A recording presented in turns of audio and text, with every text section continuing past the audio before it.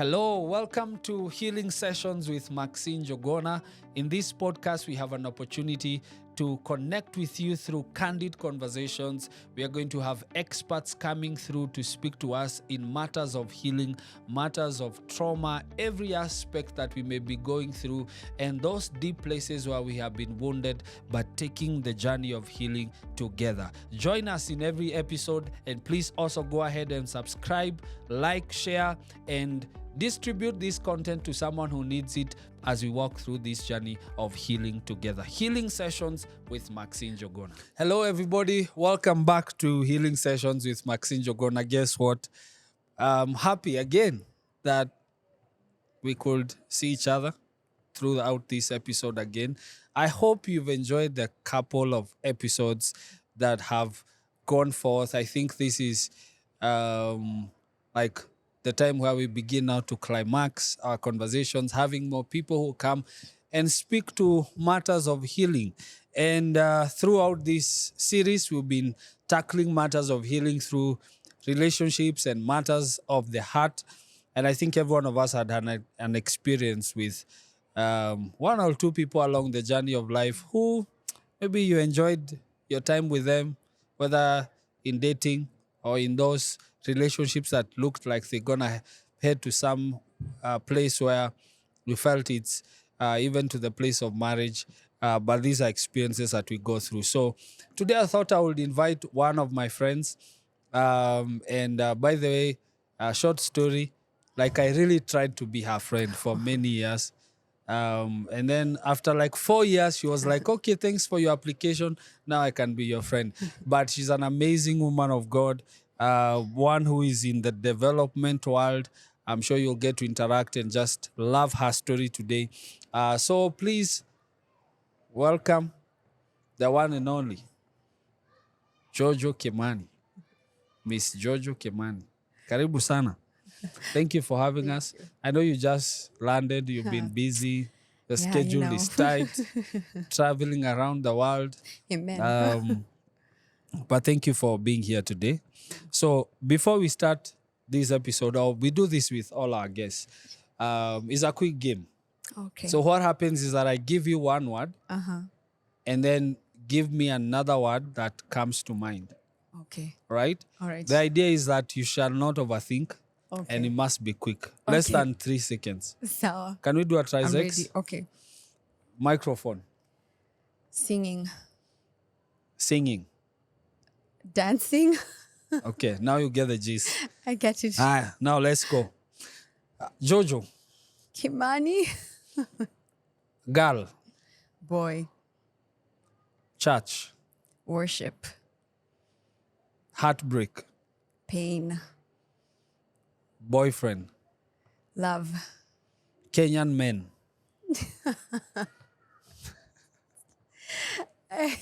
Yeah, I overthink. No, but Grace. wait. Grace? We stretch grace to you. Grace. Okay. Italy. Family. Marriage. Kingdom. One more time. Marriage. Jesus. For me, marriage, it's just kingdom still comes to mind. Okay. Like, Two more. Gen Z. power. Hashtag. No limits. So I if think you are there's to such a pick, song. if you No are to pick a limits. hashtag that defines your life, what would it be? Wow. A hashtag that defines my life Yeah. as has been, as is, or a hopeful. A hope for. As is now. As is, Yeah. hashtag pressing on. Okay. Wow. We're already getting deep. It's already getting deep here. So I think one of the things that would like to handle in this episode is number one, to bring some perspective to young ladies who are in the motions of trying to figure out this adventure of healing.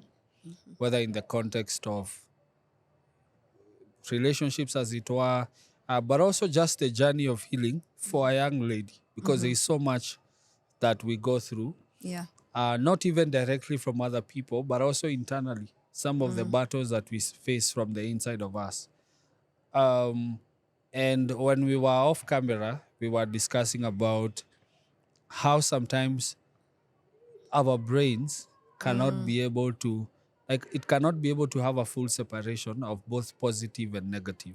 Yes. That every emotion that comes through our brains is just flat foot emotion. So if you block if you try to block the negative emotion when the positive emotion comes, Yes. the brain will have no regard for it because it's still the same thing. So what are some of the, as you look through your life, maybe you can mention one or two. What are the positive experiences when you look back that you are not able to embrace, but if you had a chance to go back to them, you would really embrace them? For sure. Yes, thank you for that question.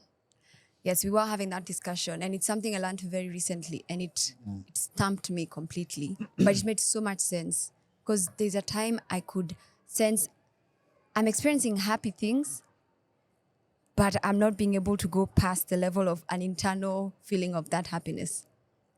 So I think one of the things, if I was to go back and celebrate, is last year I got a chance to finish a 3-year program and graduate in Dubai.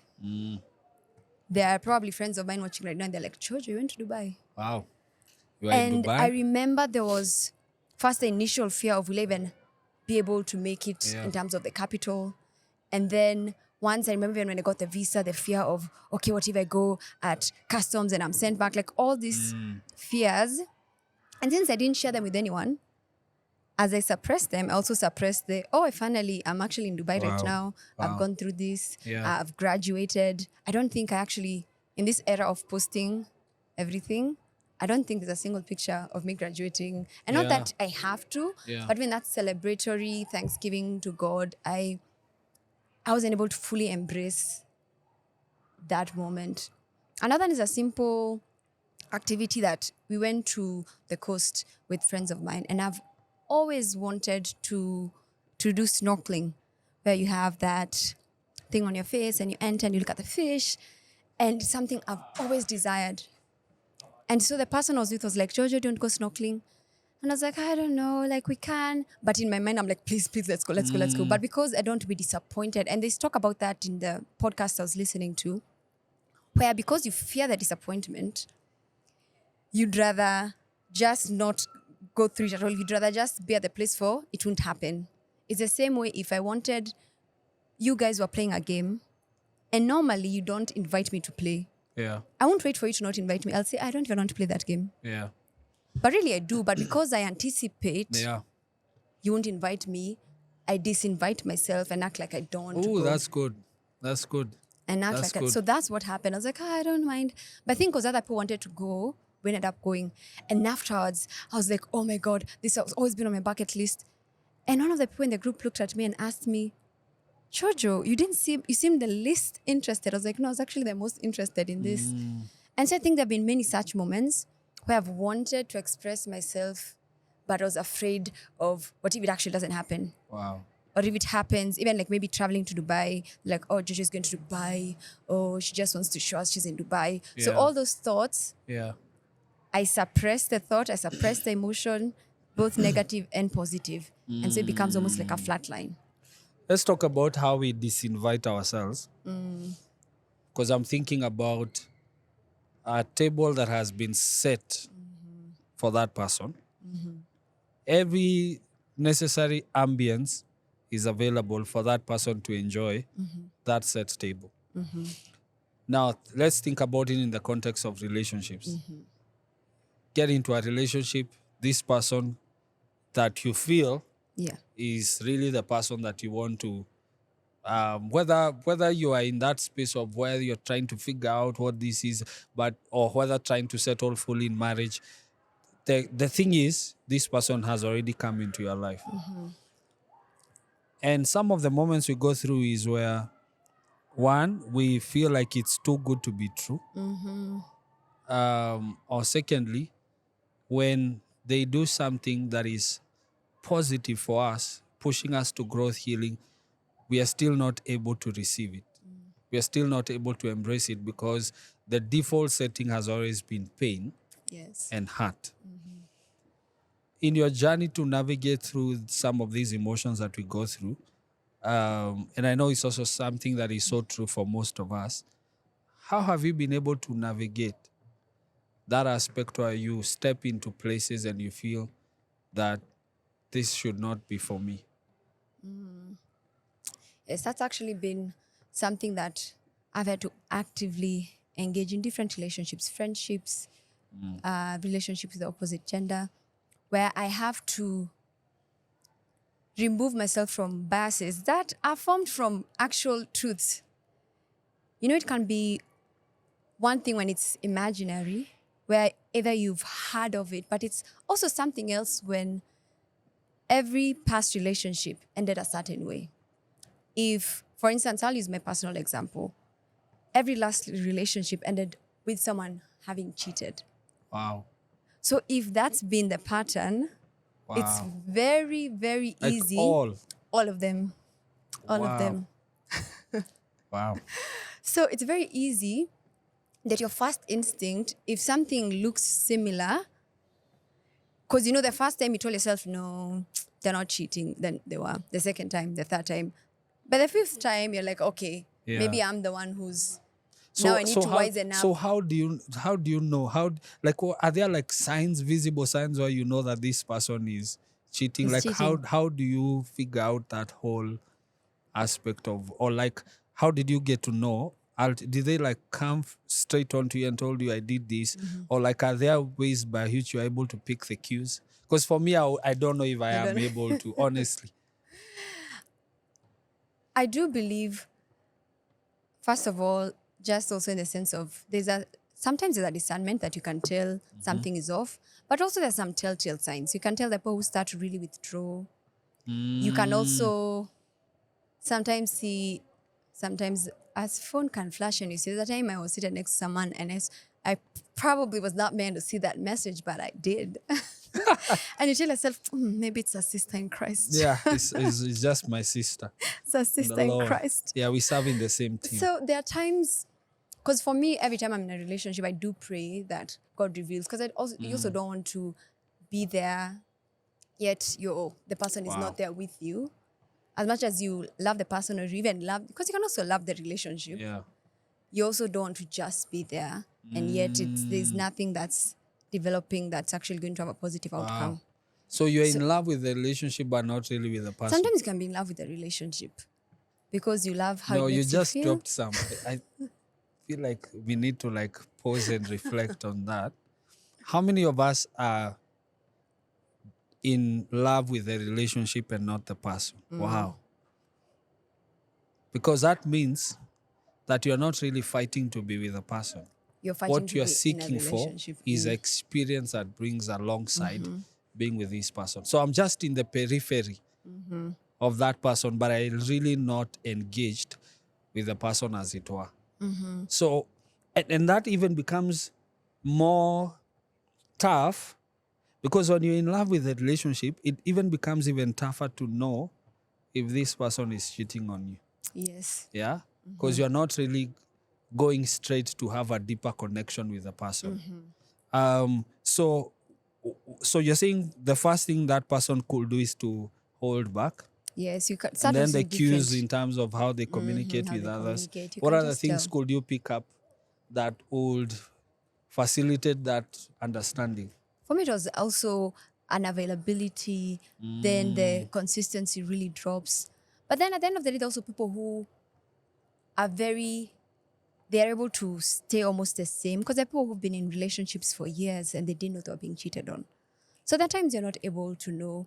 That's why I strongly believe in also having a faith system where you believe in God and He can tell you. Because there are times I genuinely had moments where I felt like God quickened my spirit to realize something was off because nothing on the surface seemed to be off. But then once you dig deep, and also honestly, if the person has community, you go and ask and be like, okay, be straight with me, what's going on? And you'll find out that there is something happening. Yeah. But I think some of those biases, like you are asking, once you get into a new healthy relationship, you have to really be aware. That's why it's good to ask yourself, is this coming from a genuine place or is this coming from past traumas? Yeah. So now at that stage where you've kind of done a review of all those past relationships and you realize that they ended up with that cheating code. So how did that make you feel? Because of a repeated pattern.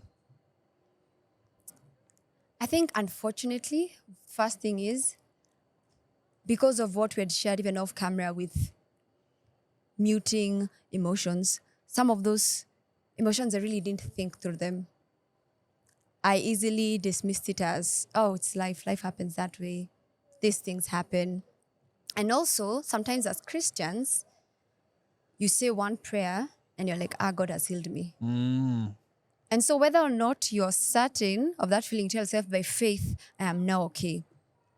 However, just because you believe God will heal you doesn't mean that sometimes is not processed. I do believe 100% God can heal you spot on. Yeah. And it's over. But there are certain things that God takes you on a journey. And so I think for me in the area of relationships, there are some that I was just like, the Lord is my shepherd. I shall not want. He will take me to green pastures. And I just, moved on and almost like a band-aid on that problem that you're going through. But I thank God that there are people that came along my way that asked me hard questions. Spiritual leaders, people in the church, friends. Like, are you sure you're really over this person? How did it make you feel? And so I realized that there are times, you start to wonder, oh, are there things the club done differently? And it's good to answer honestly as well, to be like, okay, maybe I would have also been more present in the relationship. Maybe I should have been more open. Maybe I should have spent more time with this person. Then there are times you can look back and be like, actually, no, I gave my best, but this other person was not in the relationship for the same reasons I was in the relationship for. Yeah. So now I'm beginning to do some of those reviews and realizing, okay, what maybe I would have done different, what they would have done different. Feeling wise, now that I'm certain I don't believe those relationships would have proceeded on towards whether it's marriage or a deeper connection, I don't feel too bad. I do wish maybe would have ended with just talking about the relationships that we can also, whether it's continue the friendship or just, learn more from one another. Yeah. But other than that, I'm honestly, right now I'm fine. I also made sure to not feel like a failure, Yeah. because there's always that point where you feel, oh, these people are cheating on me. So there must be something wrong with me, Sure. you know? Takes you back to that feeling Yes. where you are actually the cause of it. Yes, I'm just like, okay, it must be a me problem. So from the get-go, I really, really worked towards not finding myself in that place. Yeah. Yeah. One of the things we discussed in the last episode is that when people come and leave, we talk about the lessons we learned, which was really the gain. Because even after the person has left, the lessons there in positive memorials that I go with to the next level. But I'm also coming to realize that that must also be balanced with the knowledge and the understanding to know what also did we lose. Not just what we gained, but also it could be there are some things that we lost along the way. And one of the gentlemen shared with us that one of the things that he has lost was his confidence and the opportunity to approach another lady for a relationship. It's like that thing was taken away, but that was who he was before being in that relationship. So there's a lot of change in personality, character-wise. Did you lose anything? I think I lost a lot of innocence. I believed too much. For those that don't know, I grew up in Limuru, and Ushago. the suburbs. It wasn't the Limuru has a suburbs. suburbs. Ushago. And I've had a very, Yeah. very enclosed kind of life, very conservative. And I often took people's words for what Wow. they were. So if we were meant to meet this evening for a date and you tell me you got called on a work trip, I have absolutely no reason to think otherwise. I'm like, oh, you got called on a work trip. So when I later come and discover, oh, you don't even have a job. So I'm Wow. like, okay, so I think I lost a lot of Oh, trusting so people at he their says word. I'm going on a trip and he There's doesn't no even have a trip. job. There's But no at that point, you couldn't figure it out. It's later on. I didn't even try to Wow, figure it out. Wow. That's the thing. I didn't even try to figure it out. And also thinking the belief that just because you're dating someone from church, they're born again and they have your best interests at heart. Because men dated church boys, But I thought church boys are like the best. strong in the Lord. And so you almost believe their Yeah. motives. Because I mean, they're church boys. Yes, so you found them there. And these are people who like they carry the spirit. So I They think have everything working out. so it wasn't adding, it wasn't matching, because for me, I was like, okay, we're in church, we are following what church says, and then it doesn't match up. So I think there's a part of my brain that was short-circuiting because what I thought to be true was slowly crumbling. Wow. The power of your words, false promises. I grew up in a household where if you're told, and I feel like many parents broke people's trust, but I thank God my parents really built my trust. If they tell you, when you become number 1, I'll buy you an exercise book. You can bet money, you'll get that. If you become number 12, so it was what I say, my promise is held. But It's kept, it's yeah. like, oh yeah, we're going to meet next week. We never meet. Oh yeah, on your birthday, we're going to do this. We don't do it. I'm like, oh, so promises are suggestions. Wow. So I think there was a lot of what I had come to believe that was really broken. And so even now, I really struggle with what people say Wow. vis-a-vis what they do. So I'm still trying to match that up because I've come to see that what you say and what you do are completely different things. So finding the harmony between the two is still something I'm figuring out. Yeah. As you now look at that season and also where you are right now and the expectations that you have in the future. First of all, even before you go there, that was deep. That promises can become suggestions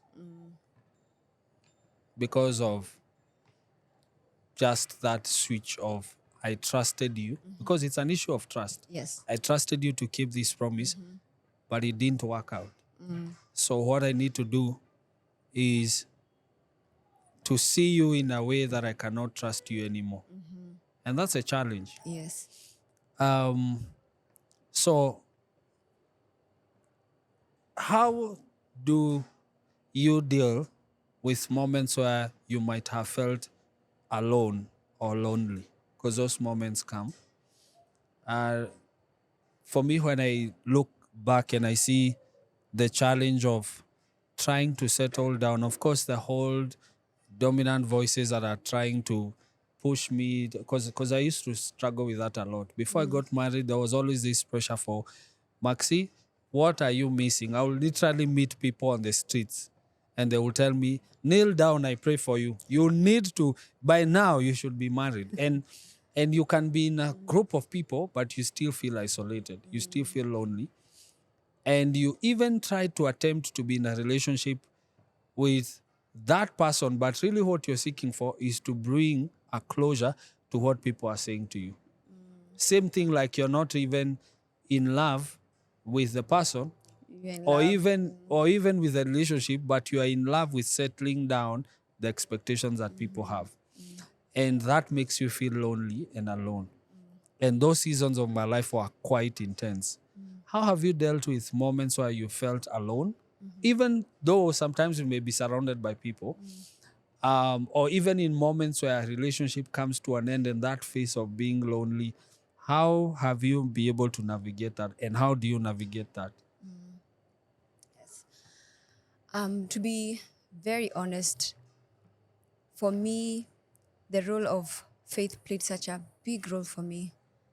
I grew up in a Catholic household, and for a long time, I did not connect with God as a friend or as a father. It was a God. Yeah. God was a God that you pray to, who is distant, but like he listens, he's with us. So for me, when I became a teenager, is when I came for an extended days program here at Parklands Baptist. And I was like, oh, like God can be personal, like can be a friend, like you can actually talk and Yeah. like can be there for you. Yeah. So I think because I discovered this as a teenager, by the time I was early 20s, it was now something that's more and more real. Yeah. So that really took a lot of my time in terms of growing that relationship. Because I remember around maybe mid-20s is when Napo started poking at, oh, why are you still single? You know, you are this, you have this. You know, that's when people bring out all your strong attributes. Wow. Oh, do you know you do this, you're a worship leader. And you look around and you're like, but I come to church. I'm not hidden in the house. You know, there are times people will make jokes for, are you waiting for your husband to show up at your doorstep? Like, go out there. I'm like, but I am out there. Engaged in different social activities. I'm doing what can be done. Unless now you walk up to people and ask them, hey, you single? You know, unless you literally throw yourself out there. I was doing all that needs to be done technically Wow. to be able to meet somebody. And so I remember sometimes we joke with friends and we tried different things. We went to different social hangouts. We were involved in even some of the online streams where people like have communications and chats and trying to see if we can meet with someone.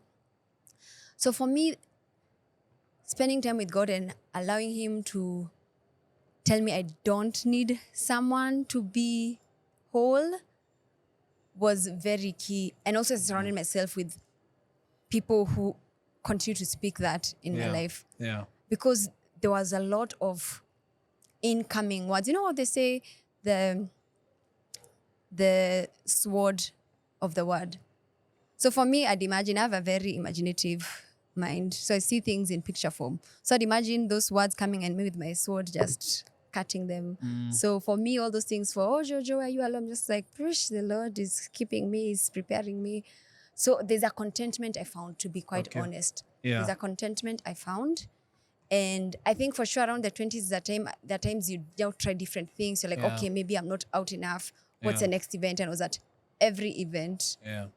But then realize, you're chasing a wind. You don't know whether your husband is at Sankara or is in another country or is in your next job. Yeah. So it's a constant running after the wind. Yeah. So I found contentment in knowing that God's timing will be the best timing. What are some of the things that you feel men should know that we haven't been able to figure out yet about what it means to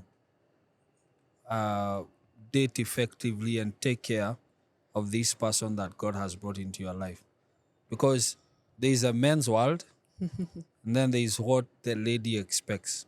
And there are so many men now who are doing much, but from the perspective of the person that they are dating, it's like it's not adding up.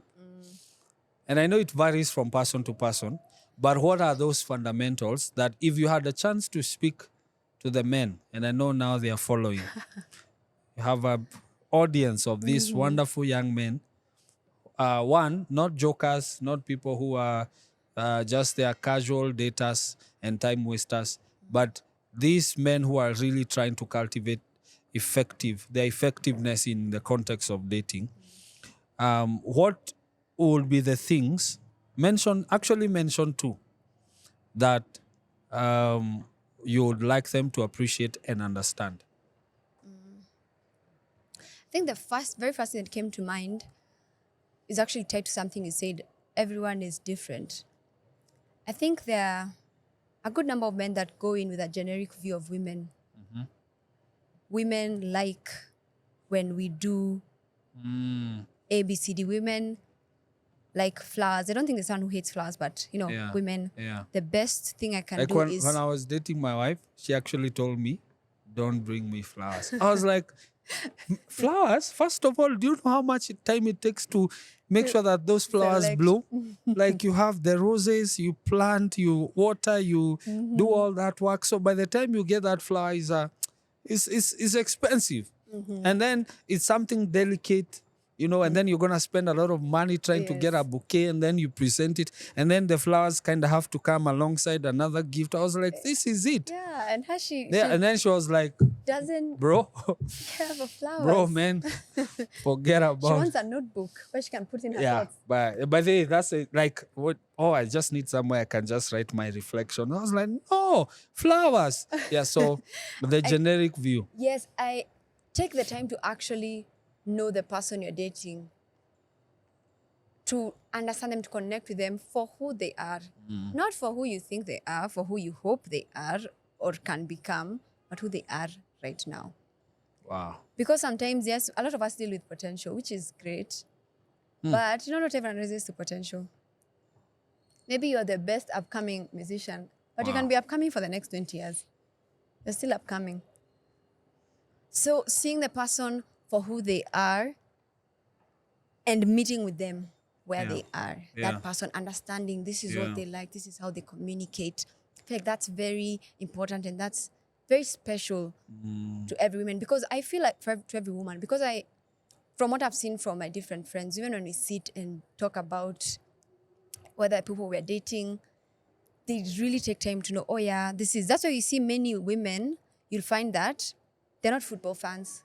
Wow. But with time, they know more about your club than you do. Yeah. Because they're invested in what you like. They're starting to know you. If you're an F1 person, they're going to join F1 and start understanding it. But the reverse is not often seen, Wow. where the guy takes time that, oh, she likes this, I'll also invest in this and understand, meet with her. But I find that many women go out of their way to meet with the guy where they are, Wow. but I don't see it being reciprocated often. Wow. So I think that would be Wow. for sure number one. I think sometimes that happens. There was a time back we were discussing as well on these lines, and we were saying that when the lack of reciprocity is because I'm not dating the current you, I'm dating the future you. And because I have an expectation of what you should be, which is solely in my mind, then I'm not willing to engage you fully because I still have an expectation of the future version of you. Yes. And even the conversations will always be targeted to what you can do better and to what that person can become. There is no particular point where you pause and say, but who are you in this season? Right now.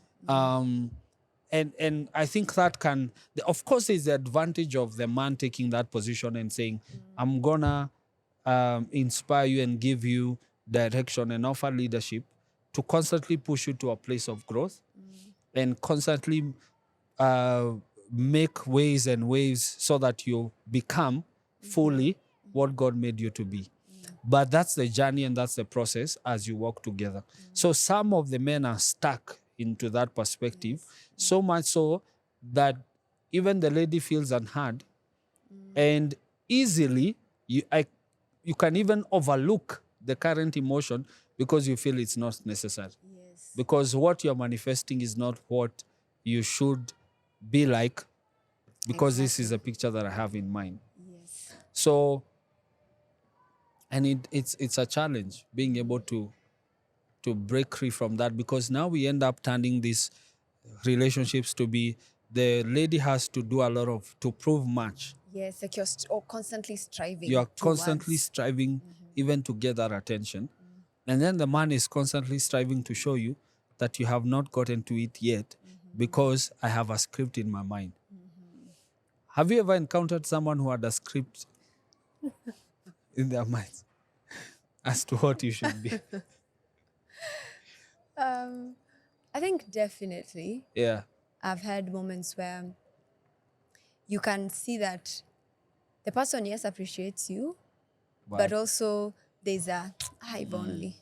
know that if only you'd do a little more Yeah. of a certain thing, or you'd present yourself in a different manner. And I felt like what that does is sometimes you question who you are, and you start to wonder, are you falling short as, Wow. is it as the female person, like as whether it's the position of whether it's a girlfriend or a fiance, depending on where you're at in the relationship, or are you falling short as Jojo? Because now sometimes you're like, are you the same person? Is there a version of Jojo that's Okay. now Is the it the girlfriend? Now I need girlfriend to failing, step but into Jojo is still intact? or is or and sometimes the two can really Wow. get mixed, and Wow. you wonder, so who needs to improve? Is it Jojo? Is it girlfriend? Is it fiance? Is it Wow, wife? that's good. So and I like what you said, there's that beauty in someone calling out your potential, or something that you can grow in, because at the end of the day we do need to grow in different areas of our life. But I think when it comes to matters of who a person is, because at the end of the day it also goes back, most boils down to identity, because I start to identify in those things. Am I Wow. a kind person? Am I a good communicator? Am I a person who keeps time? All those things are character traits that build your identity. And so once you start poking on those things, it needs to be done in such a careful way that you end up not sounding like you're attacking a person, or like you're almost dissatisfied, due to lack of better words, with a person. And so a choice of words, timing, repetition. Because it's one thing if I come today and I say, I think I've realized when you preach, oftentimes you're a bit too loud. And then I can trust that, you'll work on it. But if every Sunday I mention it, you'll be like, hey, Yeah, I'll be like, it's the sound guy. How now it becomes like, okay, am I a perpetually loud person? Or you start to wonder. I'm just like, yeah, the first time you mentioned, Yeah, I think that trust, for the first time someone brought something up, they're working on it, they're dealing with it. So No, one time again, and I'm learning this, not like I'm an expert, I'm only 4 months in marriage. But one time in a conversation with my wife, and sometimes you are in different opinions, so it can get heated up. And you're right there, the two of you, and no one can leave. yes. So at one time she paused and said, I just want you to see me. And when she said that, later on when I was thinking about it, the Lord now began to teach me about the difference between seeing and looking.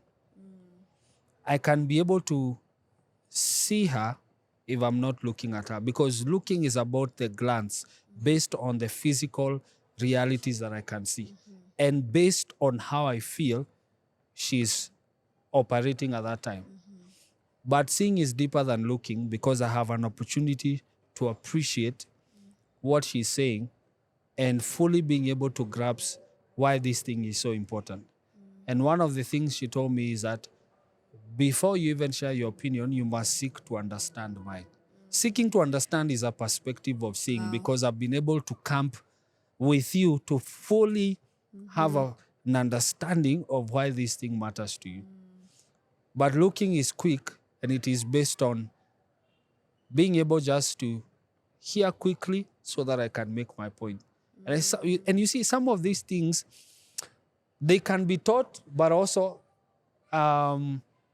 it's also the journey of deep reflection Yes. and having that self-introspection where you are able to crystallize all these ideas and see that truly the reasons why most of the relationships fail is not because we don't know the fundamentals or we don't know what is key. We know that communication is key, Yes. trust is key, and all that. But it is in the, you see, when you're bringing up a basket, you may have all the materials ready to sew that basket, but it is in the coordination of it. It is in the process of making where the biggest challenge is. And yet I have all these pieces. I have communication, trust, I have everything that Yes. is required for me to do. But stitching communication and trust and stitching it over time is where the challenge is. And I think the survival or the preservation of relationships is one who is willing to constantly see and not really to look. And Love that. as we get to a place where we'll begin to wrap up, where you are right now, many people might look at you, worship leader, uh, development expert, you know, woman of God, you know, all these amazing things. Your family like looks up to you in many matters of decisions when they are making all these transitions. Most have been looking at you, but in the season where you're in, what would you like for them to see about you? I think to see that I'm also figuring things out.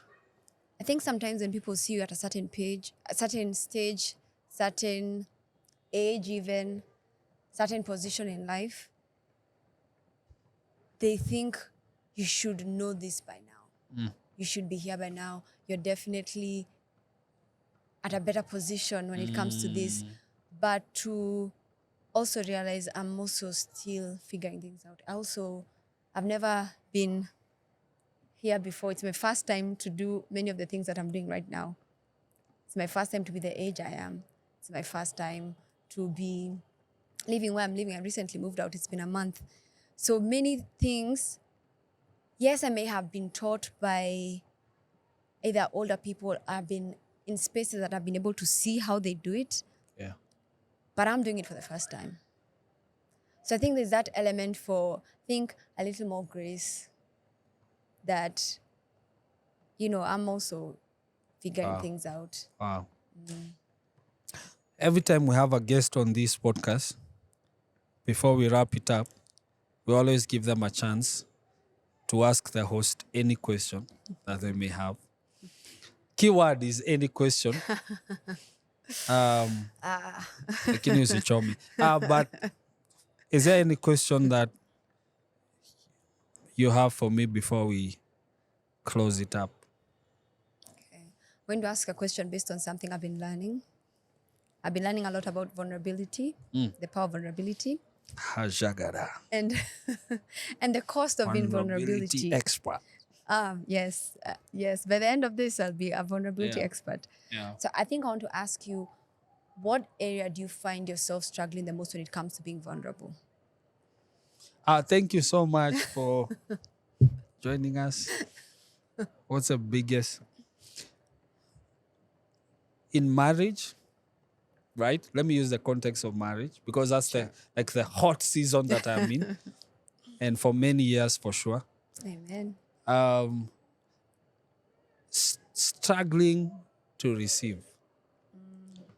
Much of my life has been wired to give. Coming up through life, I've always struggled to find a space amongst people.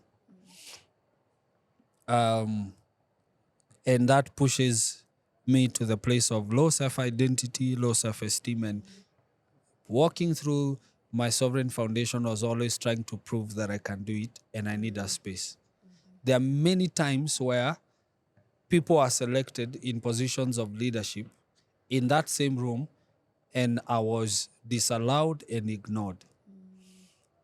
And that pushes you to the place where you carry that thing called the desire to be liked and the desire to be seen. So, one, the struggle, because much of it is that you have to keep channeling out a lot so that people can be able to see that you can do it. So that's one of the ways by which my growing up and the seasons of life refined me to always be on the giving end. That's one. Two, life also positioned me to be that way because firstborn, then have a younger sister. My mom is there. The loop of trying to be the man in the middle where all these people can look up to you. You take the position of a father because my dad was absent and I had to start early to occupy a position that I did not know of. You see, it's hard to occupy something that you don't have an understanding about yet. Yes. And you're trying to figure out what that means as you go. So constantly forgetting your needs and putting them aside because you're surrounded with a sea of people who also need to be fed. So you're the last person to feed. Even though you have something that can feed you, you put it to them first. And that takes you to the place where you're constantly on the giving end. So the season that I'm in now in marriage, when some of the times that my wife would like to project his affection, her affection and her support to me, whether in ministry, whether in business, whether in just in this context of being my friend, because she's my best friend, sometimes I will struggle to receive it, even though I need it, because I have to constantly relearn that I need to receive. So love can be served so hot, so pure, but placed before me, I'm still thinking, what can I still do for you even after you give this? And sometimes I have learned when people give you something, the only response you need to say is thank you. Thank you. You don't need to go back and figure out what you can do for them. So even my reciprocity to give back was always because I need to cover up the receiving. And now I'm learning slowly. Most of the times can be a bumpy ride because I'm still learning how to master it. But receiving is one of the things that I am learning to be vulnerable with, even though sometimes it's a struggle in telling her that when you did this to me, or when you do it, as much as I may not receive as the way that you'd like for me to do it, just know that I'm in the process and the journey of embracing everything that you bring into my life. Wow. But that's the joy of doing life with someone Yes. who can be in touch with your struggles. Because in relationships, you will not just hang out in the mountaintops, but once in a while you will visit their valleys. Yes. And you know, because you and I have done a lot of hiking and mountain climbing, you realize that the valley is just a place of seamless flowing waters, shallow waters, lot of rocks. Even the vegetation begins to switch as you go up before you get to the peak, because the assignment is to get to the summit. But before you get to the summit, there are all these possibilities that are thrashed before you. So I have learned to hang out as much as I can in the mountaintops, but when she invites me into some of the valleys, then I must be willing also to go down there and see what I can do. So thank you for coming. Thank you for having me. I feel like this has been a good conversation. Oh, it's been great. They should give us handkerchiefs once in a while, Yeah, some tissue. some tissues. It's been great. Thank you so much for joining us in this episode. Please go back, rewatch this episode, look at some of the principles that we've shared through this conversation. And if you're in a season where you're trying to nurse the trauma and the pain of a broken relationship, we just came today to, and through this podcast and through this platform, whether it is in the evening or in the morning or watching it around the world, wherever space that you're in, my desire and my hope is that this conversation has given you a quick template of a quick possibility of what can happen in your life, whether single dating or even married. This has been Healing Sessions with Maxie Njuguna. I shall see you in the next episode. God bless you.